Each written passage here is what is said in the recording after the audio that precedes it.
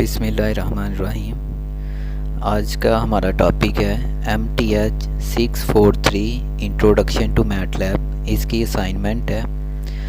इसकी assignment solve करने के लिए कुछ हमें उसने इंस्ट्रक्शंस दी हैं। इंस्ट्रक्शंस के अंदर अब सबसे पहले उसने कहा है कि हमने फंक्शन का नेम रखना है सॉल्व डिफ EQN। इसके नेम से हमने एक फंक्शन बनाना है और उसका जो पैरामीटर होगा वो हमने मेथड रखना है। अब इसके अंदर हम आर्गुमेंट्स पास करेंगे। साथ ही इसने इंटरवल दिया हुआ है। इंटरवल के अलावा उसने y के लिए इक्वेशन दी है, y ऑफ 0 की वैल्यू दी है। इसी तरह से इनपुट हमने 2 लेनी है अपने मेथड के अंदर जो आर्गुमेंट पास करना है, या न्यूमेरिकल मेथड और एग्जैक्ट सॉल्यूशन के लिए। ये हम इफ़ एल्स यहाँ पे यूज़ करेंगे। इफ़ एल्स के लिए अगर जैसे n हो तो वो न्यूमेरिकल मेथड कर दे, और अगर e हो तो एग्जैक्ट सॉल्यूशन ये कर दे। तो ये तो कुछ सिनेरियो था। अब हम जाएंगे अपने मैटलैब की तरफ। मैं तो मैटलैब ऑनलाइन यूज़ करता हूँ। अगर आपके पास डेस्कटॉप एप्लीकेशन है तो आप वो भी यूज़ कर सकते हैं। तो ये जो कोड आपके सामने नज़र आ रहा है, आपने इसी तरह से कोड लिखना है और इसको रन करना है। हमने जिस तरह से फंक्शन बनाया है एक p, उसके अंदर हमने मेथड लिख दिया। मैंने यहाँ पे अपनी आईडी लगाई, आप अपनी आईडी लगा लीजिएगा। फिर हमने क्या यूज़र से कहा कि हम वो n यूज़ करना चाह रहा है या e यूज़ करना चाह रहा है, उसको फिर हमने पास करवाया। फिर हमने यहाँ पे इफ़ लिखा गई मेथड इक्वल n हो तो वो न्यूमेरिकल के लिए ये सारा काम करते हैं। फिर इसी तरह से फिर हम नीचे चले जाएंगे। नीचे एल्स के अंदर फिर हमने यूज़ की कंडीशन। एल्स के अंदर जाके फिर फर्दर हमने एक और इफ एल्स लिया। इस इफ़ के अंदर हमने कहा कि अगर इफ़ मेथड इक्वल e हो, यानी एग्जैक्ट सॉल्यूशन का काम करना है, तो ये सारा कोड आपने कॉपी कर लेना है इसी तरह से।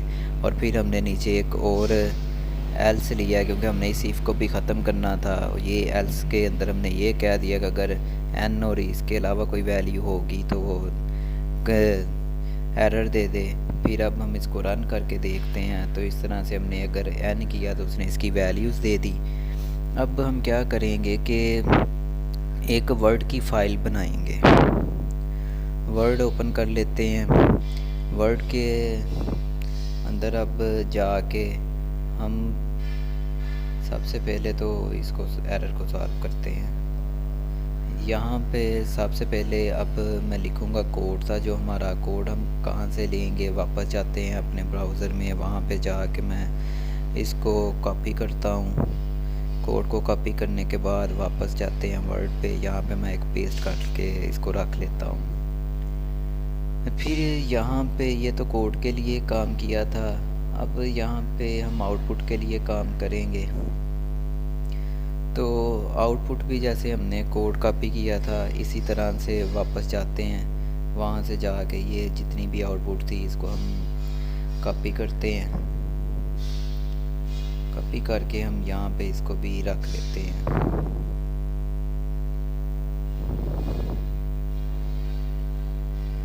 अब यहाँ पे हमें डायग्राम की ज़रूरत पेश आएगी। डायग्राम को लेने के लिए हम ये जो डायग्राम थे इसको हम इस डायग्राम को कॉपी करते हैं। इसको लेने के लिए मैं तो बड़ा आसान सा यूज़ करता हूँ। इसको डायग्राम को वैसे स्निपिंग टूल से हम कर लेते हैं। तो इस डायग्राम को कोई नेम दे देते हैं।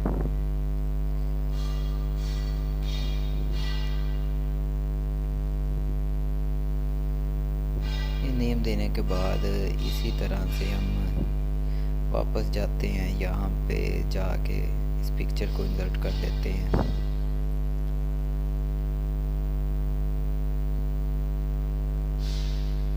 अच्छा जी, ये तो काम हो गया हमारा।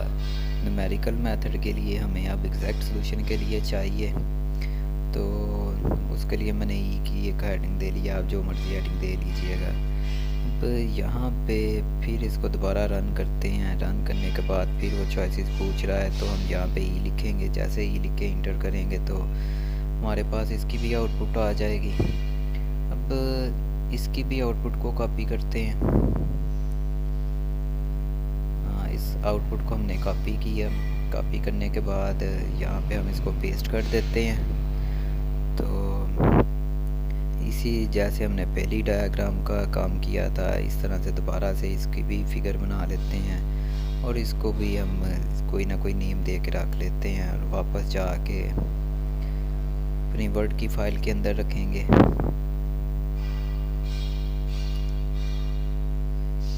अच्छा जी, ये यहाँ से हम इसको इंसर्ट कर लेते हैं। आपने ये काम करने के बाद अपना LMS ओपन कीजिएगा, यहाँ पे सारी फाइल को कॉपी कीजिएगा। कॉपी करने के बाद LMS में रख दीजिएगा। अब आप हमारे चैनल को सब्सक्राइब कर दीजिएगा और लाइक कर दीजिएगा। बहुत मेहरबानी आप लोगों की।